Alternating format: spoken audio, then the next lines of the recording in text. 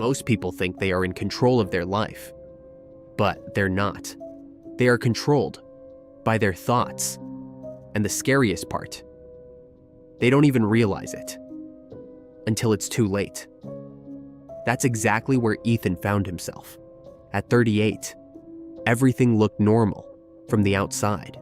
A job, responsibilities, a routine. But inside, his mind was collapsing. It didn't happen overnight. It started small. A little stress, a little pressure, a few sleepless nights.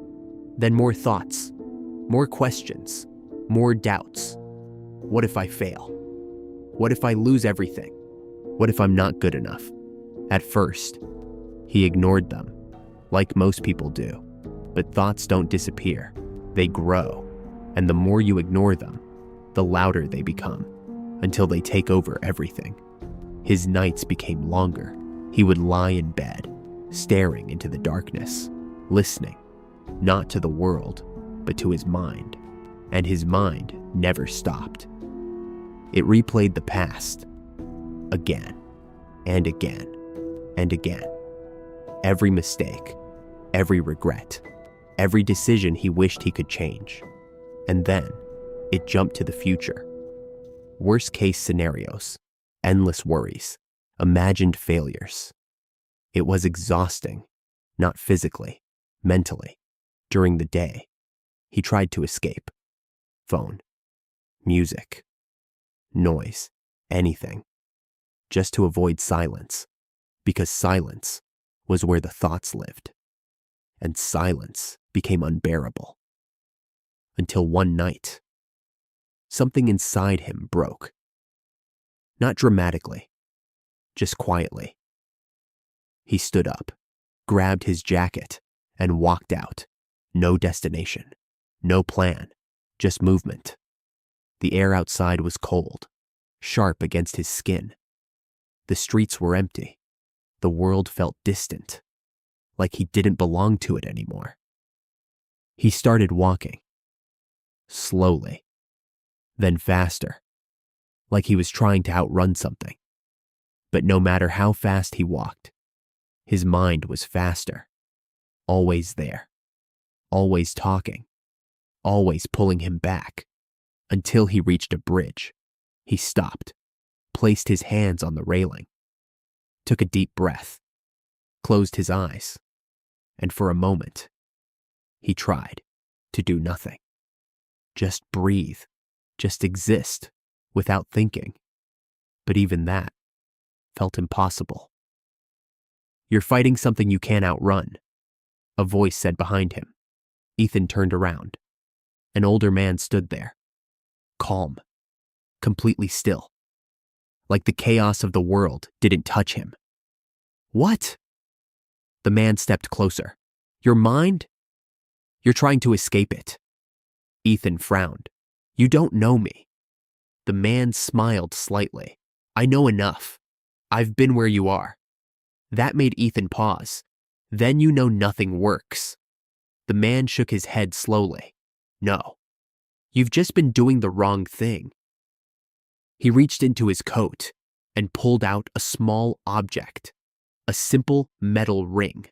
He placed it in Ethan's hand. "Hold this. Tight. And walk." Ethan hesitated. This made no sense. But something in him was tired of thinking. So he followed. They walked in silence. No explanation. No guidance. Just footsteps. At first, nothing changed.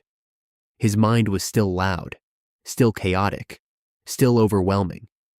But then, something shifted. Subtle. Almost unnoticeable.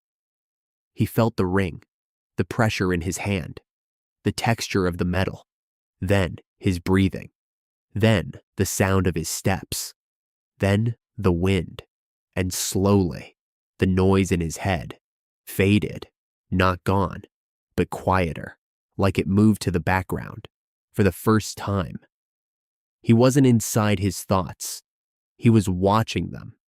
After a while, the man stopped. "Tell me, where is your stress now?" Ethan opened his mouth, but nothing came because it wasn't there. How is this possible? The man pointed at the ring. Your mind can only focus fully on one thing. You didn't fix your problems. You stopped feeding them. Ethan looked confused. So I just ignore everything?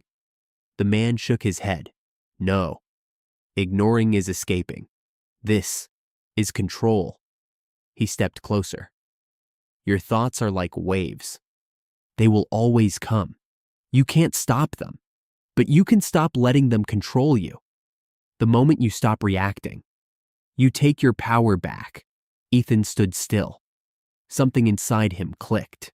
Not perfectly, but enough. The next morning, nothing changed. Same life, same problems. But Ethan was different. When the thoughts came, he noticed them. He paused. He breathed. He focused. Days passed, then weeks. And slowly, his life became lighter. He still had hard days. Days where everything came back. Doubts, fear, overthinking. But now, he didn't get lost. He grounded himself. He returned to the present, again and again, until it became a habit, until it became who he was. Because control is not about never struggling. It's about not losing yourself. When you do, life will always be uncertain. Problems will always exist. But your mind doesn't have to be your enemy. Focus. Stop drifting. Take control. That's the key. This is Narrathex, where the story is the code. The lesson is the key. Subscribe and take back control of your mind.